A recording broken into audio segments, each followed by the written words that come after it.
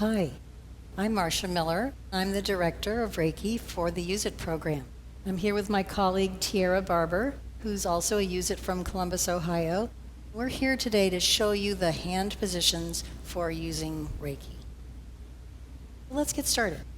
First position, it's good that we can do it while we're telling you about it. The first position is at the top of the head. Normally, when you're practicing Reiki, you would stay a couple of minutes in each position. But today, I'm just showing you the positions, so we'll go a little quicker than some of the practices that you might do for yourself.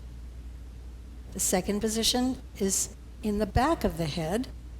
The hands can be one over the other, cupping the back of your head.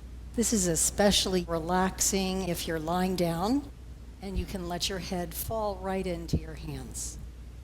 Reiki is a relaxing and balancing practice that can be done by itself, or it can be added to all the other UZIT practice that we have, making them even more powerful as the benefits weave in and add and multiply. Next position, palms of the hands lightly cupping the eyes, fingertips in the hairline. Just as she's doing. The eyes love the warmth and the darkness that Reiki can offer. Next position, fourth position, is the throat. Base of the hands together, fingers cupping the rest of the neck. Some people prefer to have one hand over the other like this. Choose whatever feels best for you day to day. Now we do the torso positions. Palms close to each other, fingertips also close to each other over the chest.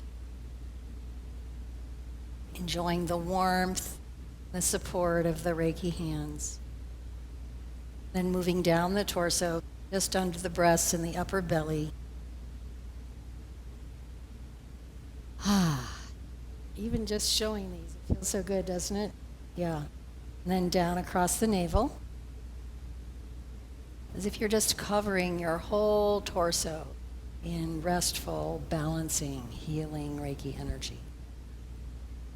Then the lower belly. Some people also like to go across the hip joints. Again, you can find your way.